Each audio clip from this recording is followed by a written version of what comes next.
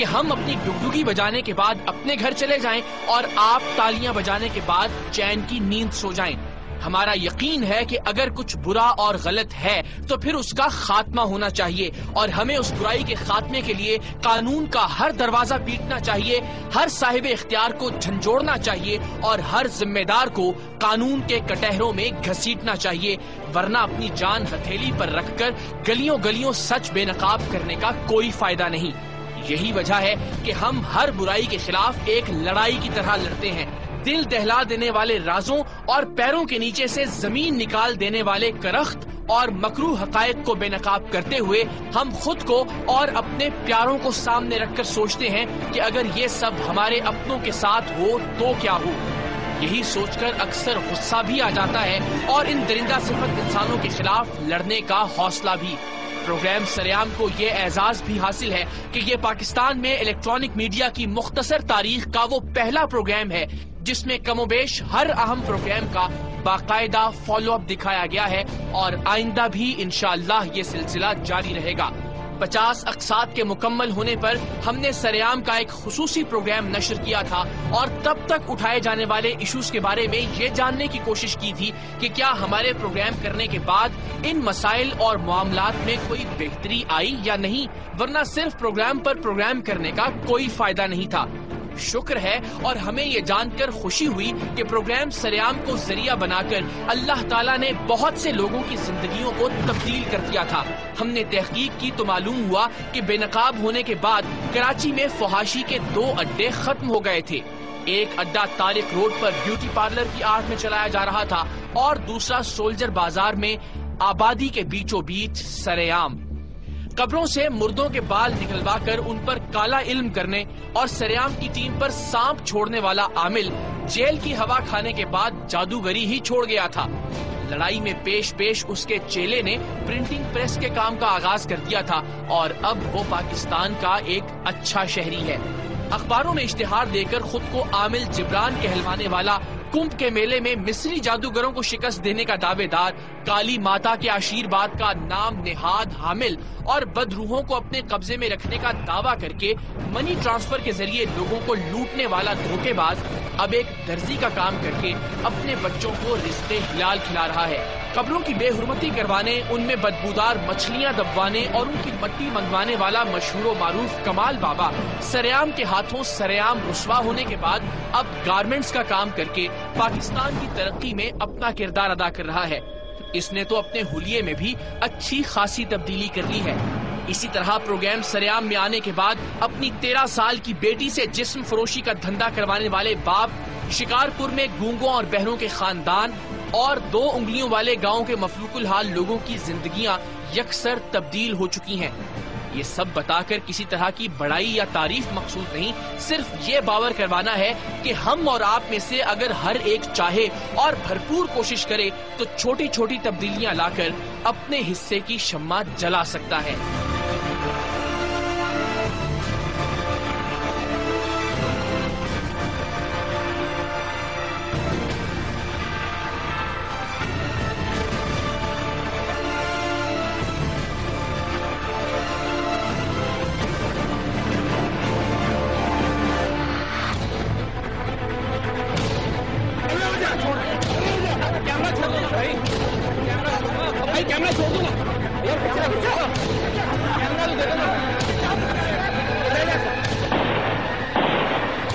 یہ سریام کا 50واں یا 100واں پروگرام تو نہیں، لیکن حیدرآباد میں چند روز پہلے سریام کی ٹیم پر ہونے والی فائرنگ اور شدید تشدد کے بعد ٹیم کے اراکین کو جسمانی اور ذہنی آرام اور ایک بریک دیا جانا انتہائی ضروری تھا.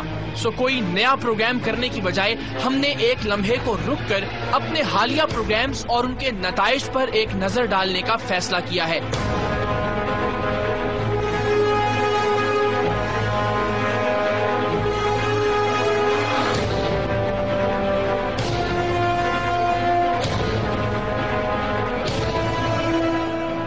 آج ہم آپ کو دکھائیں گے کہ ایک اندھے کا ڈرائیونگ لائسنس بنا کر دینے والے پولیس اہلکار اور اس کے ساتھیوں کے ساتھ کیا ہوا، یہ بھی کہ ایک بس کا جعلی فٹنس سرٹیفکیٹ جاری کر کے آپ کی اور میری زندگیوں کو داؤ پر لگانے اور پھر سریام کی ٹیم کو دیکھ کر بھاگنے والے انسپیکٹر کے ساتھ قانون نے کیا برتاؤ کیا، اس انسپیکٹر کے طرفدار اور سرپرست ڈی ایس پی پر کیا گزری، اور یہ اندھیر نگری مچانے میں اور کون کون ملوث تھا۔ ہم آپ کو یہ بھی بتائیں گے کہ ابراہیم حیدری گوٹھ کا additional S H O Zulfiqar اس وقت کیا کر رہا ہے۔ یہ وہ شخص ہے جو ابراہیم حیدری گوٹھ میں انتڑیوں اور چربی سے بناسپتی گھی بنانے والی فیکٹریوں کی سرپرستی کر رہا تھا۔ وہ فیکٹریاں جنہیں بند کروانے کے لیے سریام کی ٹیم نے کم از کم 6 بار یہاں چھاپا مارا۔ وزیر داخلہ رحمان ملک کے حکم پر ایف آئی اے نے اس فیکٹری کو سیل کیا، مگر یہاں کام جاری رہا۔ پھر ہماری کوششوں سے تحفظ ماحولیات ایجنسی نے انتڑیوں سے گھی بنانے والی اس فیکٹری کو دوبارہ سیل کیا، مگر یہ بھیانک کاروبار پھر بھی چلتا رہا، اور وجہ تھی صرف مقامی پولیس کی سرپرستی، جس کے آگے بڑے بڑے ادارے اور وزراء بھی بے بس ہو کر رہ گئے تھے۔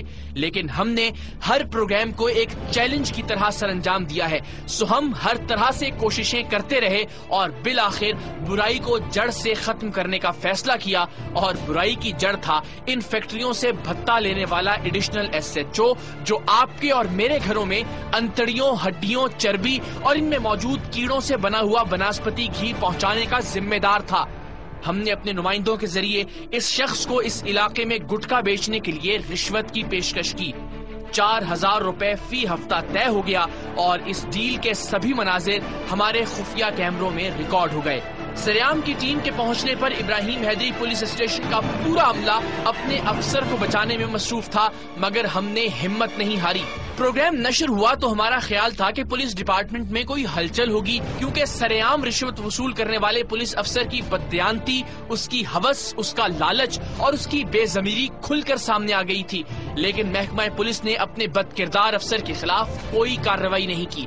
یہاں تک کہ ہم نے پروگرام کی ریکارڈنگ والی سیڈیز درخواستوں کے ساتھ متعلقہ پولیس افسران کے دفاتر میں وصول کروائیں، مگر کسی کے کان پر جوں تک نہیں رینگی۔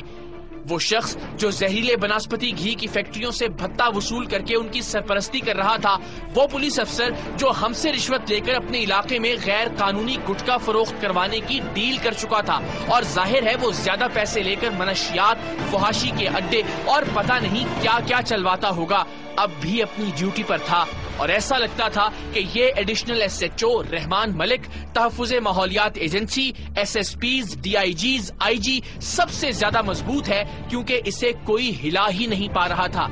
ہماری امیدیں دم توڑنے لگی تھیں۔ پھر اچانک ہمیں یہ معاملہ عوام کے پاس یعنی آپ کے پاس لے جانے کا خیال آیا۔ کچھ دیگر ایشوز کے ساتھ ساتھ ہم نے یہ معاملہ بھی آپ کے سامنے رکھ کر آپ سے اپنا کردار ادا کرنے کا کہا۔ ہم نے صرف آپ کو طریقہ بتایا کہ آپ کس کس طرح سے اس معاملے کی شکایت آئی جی سندھ سے کر سکتے ہیں، اور باقی کا کام آپ نے خود کر دیا۔ پاکستان کے عام آدمی کے اس مہذب احتجاج میں اتنی طاقت تھی کہ پروگرام نشر ہونے کے 24 گھنٹوں کے اندر اندر سریام کی ٹیم سے رابطہ کیا گیا، اور ایڈیشنل ایس ایچ او ابراہیم حیدری گوٹھ ذوالفقار علی کی معطلی اور تنزلی کا حکم نامہ ہمارے حوالے کر دیا گیا۔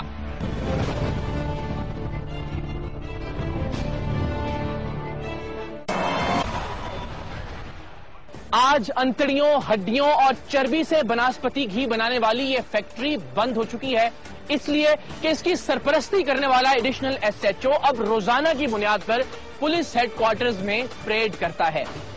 اندھے کو ڈرائیونگ لائسنس بنا کر دینا اور گاڑی کی موجودگی کے بغیر ہی فٹنس سرٹیفکیٹ جاری کر دینا اس ملک کا ایک اور بھیانک اور ہولناک کارنامہ تھا، جسے سریام کی ٹیم نے کچھ ہی روز پہلے بے نقاب کیا تھا۔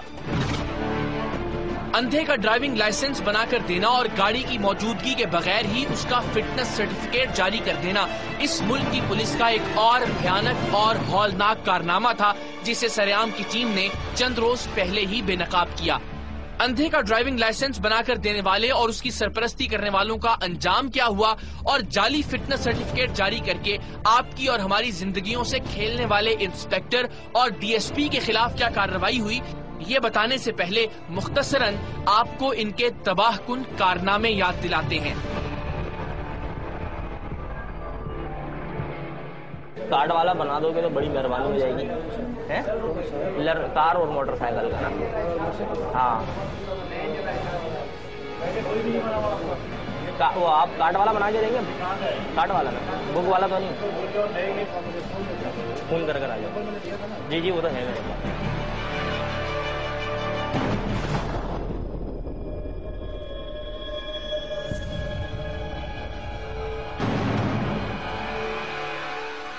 سریام کی ٹیم کو مختلف ذرائع سے مصدقہ معلومات حاصل ہوئی تھیں کہ کراچی میں جعلی ڈرائیونگ لائسنس دھڑا دھڑ بنائے جا رہے ہیں اور یہ لائسنس کراچی کی ڈرائیونگ لائسنس برانچوں سے ہی ایشو بھی ہو رہے ہیں. یہ ایک ایسا سنگین جرم تھا جس سے نہ صرف ہزاروں لوگوں کی زندگیاں خطرے میں پڑ رہی تھیں بلکہ کچھ وقت بچانے کی خاطر ایسا لائسنس بنوانے والے بھی اپنی موت کو دعوت دے رہے تھے. ڈرائیونگ لائسنس برانچ سے جعلی لائسنس بنوانے والے اکثر لوگ یہ جانتے ہی نہیں کہ ان کے لائسنس کا ڈرائیونگ لائسنس برانچ میں عام طور پر کوئی ریکارڈ ہی نہیں ہوتا اور ایسی صورت میں خدا نہ خواستہ ان کی گاڑی کی ٹکر سے اگر کوئی شخص ہلاک ہو جائے اور تحقیق کے بعد ان کا ڈرائیونگ لائسنس بھی جعلی نکلے تو ان پر قتل خطا کا نہیں قتل عمد یعنی 302 کا مقدمہ درج ہو سکتا ہے اور اس کی زیادہ سے زیادہ سزا سزائے موت ہے. لیکن یہ سب نہ تو ڈرائیونگ لائسنس بنا کر دینے والا سوچتا ہے اور نہ ہی بنوانے والا. سریام کی ٹیم نے اس اندھیر نگری اور لالچ میں اندھے ڈرائیونگ لائسنس اہلکاروں کو بے نقاب کرنے کے لیے ان سے ایک اندھے شخص کا ڈرائیونگ لائسنس بنوانے کا فیصلہ کیا کیونکہ ڈرائیونگ لائسنس برانچ کے اہلکار کچھ زیادہ رشوت لے کر ایسے شخص کا لائسنس بھی بنوا دیتے ہیں جو سرے سے وہاں موجود ہی نہ ہو. سریام کی ٹیم نے سب سے پہلے ایک ایسے نابینا شخص کو تلاش کیا جو ہم پر اعتماد کر سکے, ہمارے ساتھ چل سکے اور اپنے شناختی کارڈ کی کاپی ہمیں دے سکے. بڑی مشکل کے بعد ہم ایک ایسے شخص کو تلاش کرنے میں کامیاب ہوئے. اس کے باوجود کہ یہ شخص 100% نابینا تھا, ہم نے پھر بھی تسلی کی کہ اسے گاڑی چلانے کی الف بے کا بھی نہیں پتا. اندھے قانون کی اندھیر نگری کا راز فاش کرنے کے لیے ہم نے اس اندھے شخص کی تصویریں بنوائی اور اس کے شناختی کارڈ کی فوٹو کاپی میں ضروری رد و بدل کر کے کلفٹن میں واقع ڈرائیونگ لائسنس برانچ جا پہنچے.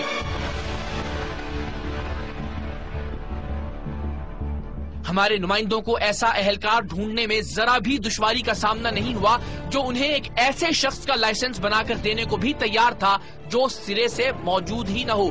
سو ہمارے نمائندوں نے لالچ میں اندھے اس اہلکار کو اصلی اندھے کی تصاویر, شناختی کارڈ کی کاپی اور طے شدہ رقم ادا کی, لیکن عقل کے اس اندھے نے یہ دیکھنے کی زحمت بھی نہیں کی کہ تصویر میں واضح طور پر نظر آ رہا ہے کہ یہ شخص اندھا ہے.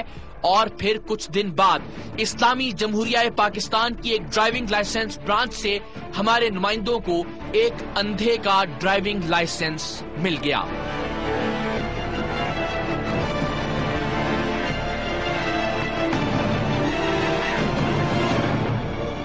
کارڈ آپ نے بنا کے دیا ہے لائسنس, ڈرائیونگ لائسنس؟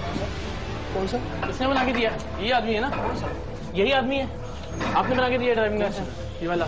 ایک ایک چیز کی ریکارڈنگ دکھا دیں, ایک ایک چیز کی ریکارڈنگ مجھے دکھا دیں. آپ نے بنا کے دیا یا نہیں؟ ہاں یا نہ میں جواب. یہ ایک اندھا آدمی ہے جس کا ڈرائیونگ لائسنس بنا کے دیا آپ نے. اندھا آدمی ہے جس کا ڈرائیونگ لائسنس بنا کے دیا اس سیٹ پہ بیٹھ کے آپ نے. شرم آتی ہے آپ کو؟ D S P driving licence branch Aurangzeb Khan نے اس اہلکار کو کھڑے کھڑے معطل کرنے کے احکامات جاری کر دیے. یہ کیوں کیا, کس کے کہنے پہ کیا تم نے یار؟ اس کو سسپینڈ کرو فوراً.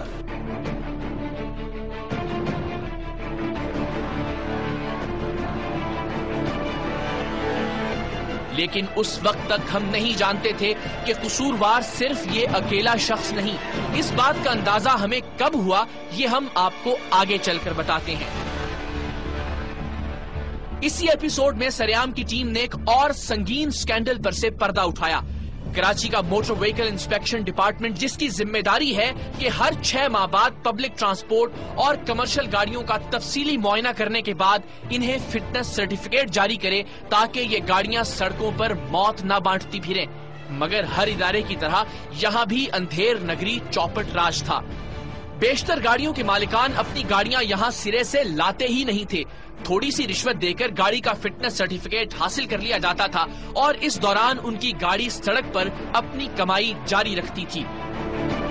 گاڑی کی بریکیں ہیں یا نہیں, اشارے اور بتیاں درست حالت میں ہیں یا نہیں, انجن ٹھیک سے کام کر رہا ہے یا سرے سے موجود ہی نہیں, ان سب باتوں کا فیصلہ بے ضمیر اور بدعنوان فٹنس انسپیکٹر شاید کسی الہام کے ذریعے کرتا تھا اور فٹنس سرٹیفکیٹ